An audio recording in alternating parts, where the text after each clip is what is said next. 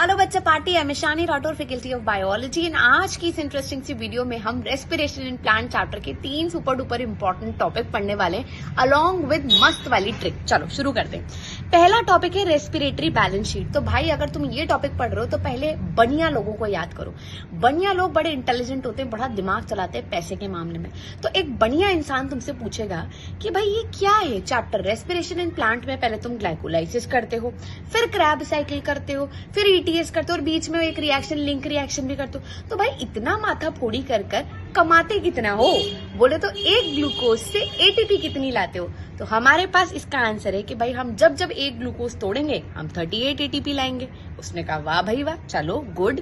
तो अब इस गेम को समझने से पहले कि हम 38 एटीपी बनाते कैसे, इसका बैलेंस शीट बनाने से पहले तुम्हें कुछ रूल समझने पड़ेंगे। यानी कि इस गेम के हैं 4 इंपॉर्टेंट रूल।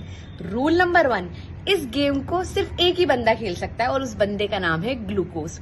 रूल नंबर 2, जब ये बंदा इस गेम को खेलेगा ना तो उसको बिल्कुल स्टेज वाइज खेलना पड़ेगा। यानी कि स्टेज 1 होगी ग्लाइकोलाइसिस, स्टेज 2 होगी लिंक रिएक्शन, स्टेज 3 होगी क्रैब साइकिल एंड स्टेज 4 होगी इलेक्ट्रॉन ट्रांसपोर्ट चेन। अगर भाई तू इन 4 स्टेज को सीक्वेंस से खेलने के लिए रेडी है तो ही तू खेल सकता है। तो पॉइंट नंबर 1, पॉइंट नंबर 2 तुम्हें समझ आ गए।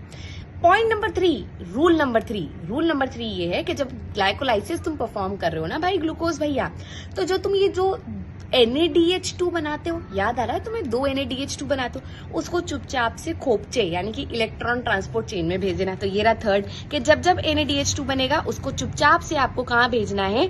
ETS के लिए माइटोकॉन्ड्रिया भेजना है बिना किसी फेलियर के। एंड 4, ये जो चारों सीक्वेंस के बीच में कई इंटरमीडिएट बनते हैं। एक भी इंटरमीडिएट भागेगा नहीं इस गेम से, वो एज इट इज वहीं के वहीं डटा रहेगा। ये नहीं लो जी कुछ और बनाने के लिए वो निकल लिया। यानी कि चारों की स्टेप्स में जो इंटरमीडिएट है वो वहीं के वहीं रहे, स्किप नहीं करें इस गेम को। अगर तुम ये चारों पॉइंट मानने के लिए रेडी हो ना तो ही हम बैलेंस शीट बना सकते हैं। तो भाई हम रेडी हैं, तो अब बनाते हैं बैलेंस शीट। देखो भाई लेट्स गो। तुम्हें बैलेंस शीट को याद करने के लिए डेट याद करनी है। सपोज करो तुम्हें तुम्हारी गर्लफ्रेंड या बॉयफ्रेंड मिलने वाले 8 तारीख को, 8 जून 2024 को। लो जी भविष्यवाणी कर दी, 8 जून 2024 यानी कि 8/6/2024। अब तुम्हें क्या करना है? सबसे पहले आ जाओ ग्लाइकोलाइसिस, उसके सामने लिख लो 8। अब तुम याद करो जब ग्लाइकोलाइसिस चल रहा था तो तुमने एटीपी बनाए थे, याद आ रहा है? स्टेप नंबर 7 में था 1,3 बिसफॉस्फोग्लिसरिक एसिड को आपने बनाया था 3 फॉस्फोग्लिसरिक एसिड एंड इस दौरान आपने निकाले थे 2 एटीपी। और एक था स्टेप नंबर 10। स्टेप नंबर 10 में आप फॉस्फोइनॉल पायरुविक एसिड को कन्वर्ट कर रहे थे पायरुविक एसिड में एंड इस दौरान भी आपने कितने एटीपी बनाए? 2 एटीपी। तो बेटा जी 2 एटीपी यहाँ पर, 2 एटीपी यहाँ पर मैंने कहा ना बनिया इंसान अगर कमाई का हिसाब रखता है तो खर्चा कितना हुआ ये भी हिसाब रखता है। तो कह रहा है वेट अ मिनट बॉस, तुमने स्टेप नंबर 1 और स्टेप नंबर 3 में 2 एटीपी खर्च भी की थी। हमने कहा ऊप्स, हम तो भूल गए थे। तो बेटा जी सम टोटल यहाँ से निकला कि मैंने सिर्फ 2 एटीपी कमाए क्योंकि 2 का खर्चा भी तो किया। एंड स्टेप नंबर 6 याद आ रही है? जब तुम पागल को 1,3 बिसफॉस्फोग्लिसरिक एसिड बना रहे थे तब आपने 2 NADH2 भी बनाया था, है ना? तो मेरा अगर सम निकालू तो ग्लाइकोलाइसिस से मैंने ये बनाया। अब बेटा जब भी याद करो मैं NADH को अगर मैं ETS में भेजती हूँ ना तो मैं यहाँ लिख देती हूँ, अगर मैं कभी भी NADH प्लस H+ को ETS में भेजूंगी तो मुझे 3 एटीपी मिलेंगे, ठीक? और अगर कभी भी मैं FADH2 को ETS में भेजूंगी ना तो मुझे 2 एटीपी मिलेंगे। तो बेटा जी सीधा सा हिसाब यहाँ से मुझे 2 एटीपी और इधर 2 × 3 कर दो, कितना हो गया? 6, और 6 + 2 कर दो, कितना हो गया हमारे पास? 8। पहला आ गया बेटा। एज इट इज नीट में डायरेक्ट क्वेश्चन आ जाता है, बताओ जी ग्लाइकोलाइसिस से टोटल एटीपी कितना मिलेगा? आपका आंसर क्या होएगा? 8। नेक्स्ट आइए लिंक रिएक्शन। याद आ रहा है जब पायरुविक एसिड माइटोकॉन्ड्रिया में जाता है तो माइटोकॉन्ड्रिया कहता है जाओ बेटा मुंह धोकर आओ, शक्ल बदल कर आओ। तो ये बेचारा हमारा पायरुविक एसिड अपनी फॉर्म चेंज करके बन जाता है एसिटाइल कोएंजाइम A। इस दौरान निकलता है CO2 बट हमारे पास NADH+ प्लस H प्लस, यानी कि NaDH2 बोलूंगी मैं भी, है ना, NaDH2 भी बन जाता है। तो भाई अब याद करो कि जब तुम ग्लाइकोलिसिस करते हो तो तुम 2 पायरुविक एसिड बनाते हो, और अगर मैं 2 पायरुविक एसिड बनाऊंगी तो इन टोटल मेरे पास NaDH2 कितने आएंगे, 2 NaDH2। और मैंने अभी तो बोला जब ये ATP बनेंगे तो 2 into 3 कर लो, क्योंकि एक NaDH2 कितने देगा, 3, तो 2 into 3 करो, कितना आएगा आंसर आपके पास सामने, 6। लो जी, दिनांक का 8-6 आ चुका है। चलिए नेक्स्ट आइए, अब आते हैं हम क्रैब साइकिल पे। बेटा जी जब हम क्रैब साइकिल करते हैं ना तो इसका रिजल्टेंट होता है हमें 3 NaDH प्लस H प्लस मिलता है, ठीक, एक हमें FADH2 मिलता है और एक हमें ATP मिलता है बाय सबस्ट्रेट लेवल फॉस्फोराइलेशन, ठीक। मैंने तुम्हें बोला कि पायरुविक एसिड 2 थे तो भाई लिंक रिएक्शन 2 बार चली, लिंक रिएक्शन 2 बार चली तो क्रैब साइकिल भी 2 बार चलेगी, तो सबको इंटू 2 कर दो, इंटू 2 करते क्या हो जाएगा, 3 into 2 कितना हो जाएगा, 6 NaDH प्लस H प्लस बने। और बेटा जी यहाँ 2 करते 2 FADH2 हो जाएंगे, और यहाँ 2 करते ही 2 ATP हो जाएंगे। बिल्कुल हिसाब क्लियर। अब आ जाओ, अगर मैं एक NaDH प्लस H प्लस बनाती हूँ तो मेरे पास 3 ATP बनते, तो इंटू 3 कर दो, कितना हो जाएगा, 6 3 जा 18। यहाँ पे अगर मैं FADH2 को ATP बनाऊं तो 2 बनेंगे, कितना बन जाएगा, 2 2 जा 4 ATP, और ये तो ATP है जी 2 ATP। अब बेटा फटाक से सम टोटल कर लो, तुम्हारे पास 24 आ जाएगा। तो हिसाब में तुम्हें सिर्फ एक डेट याद करनी है, 8 6 14। 8 मैंने बनाया ग्लाइकोलाइसिस से ATP, 6 मैंने बनाया लिंक रिएक्शन से, एंड 24 मैंने बनाया क्रैब साइकिल से। और जब मैं इनको टोटल करूंगी मेरे पास आ जाएगा 38 ATP। टन टना, clear.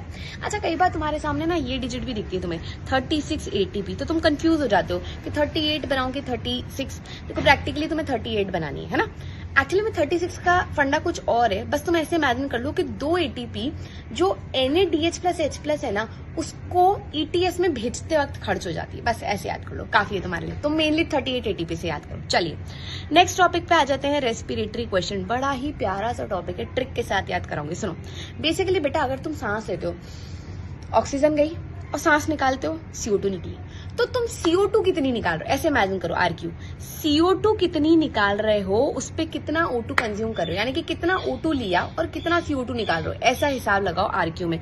Volume of CO2 evolve, यानी कि कितना CO2 निकाल रहे हो, by volume of O2 consume, बोले तो कितना O2 कंज्यूम कर रहे हो। अब RQ की वैल्यू सब सबस्ट्रेट के लिए अलग अलग होती है, तो यानी कि सबस्ट्रेट डिसाइड करता है RQ की वैल्यू क्या आएगी।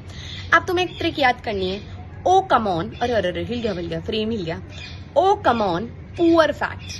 ट्रिक क्या याद करनी है, oh come on poor fat. Actually क्या है, फैट की वैल्यू बड़ी कम आने वाली है अभी, है ना, RQ के गेम में उसकी वैल्यू बड़ी कम आने वाली है, तो फैट रोने लग गया, तो तुम्हें क्या याद करना है, oh come on poor fat, don't cry, ठीक।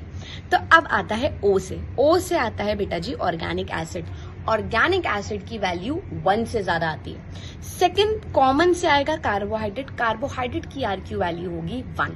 फिर पुअर, P से आएगा प्रोटीन, प्रोटीन की RQ वैल्यू होगी 0.9, एंड फैट यानी कि RQ वैल्यू कितनी, 0.7। तो मैंने आपको एक सीक्वेंस में बताया, 1 से ज्यादा 1, फिर 0.9, फिर 0.7। चलिए अब बेटा जी ऑर्गेनिक एसिड की वैल्यू 1 से ज्यादा क्यों आती है। जैसे फॉर एग्जांपल मैंने तुम्हारे सामने एक एसिड लिया, मैलिक एसिड।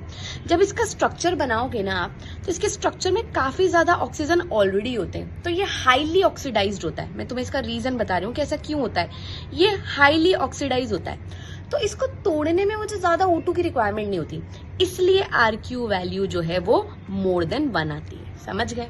अगर मैं कार्बोहाइड्रेट की बात करूं तो बच्चा पार्टी तुम्हारे सामने ही इक्वेशन दिख रही है कि 6 CO2 निकला, 6 O2 यूज हुआ, कट गया तो नंबर आ गया 1।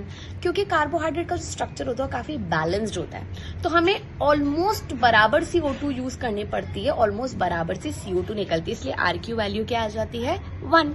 आ जाइए नेक्स्ट आ जाते हैं प्रोटीन। बेटा जी जब भी तुम प्रोटीन को तोड़ोगे तो निकलेंगे अमाइनो एसिड, और अमाइनो एसिड का जो स्ट्रक्चर होता है ना उसके अंदर भी बहुत ज्यादा ऐसे हाइड्रोजन ज्यादा होते हैं, ऑक्सीजन कम होते हैं, तो आप कह सकते हो कि ये भी काफी ज्यादा एक तरीके से रिड्यूस्ड स्ट्रक्चर है। जिसमें भी ऑक्सीजन कम है ना, मैं उसको क्या बोलूंगी, रिड्यूस्ड स्ट्रक्चर। तो बेटा जी इस कारण ही मुझे ऑक्सीजन का अमाउंट ज्यादा चाहिए होता है ब्रेकडाउन के लिए, इसलिए इसकी RQ वैल्यू लेस देन 1 होती है, दैट इज अराउंड 0.9। क्लियर।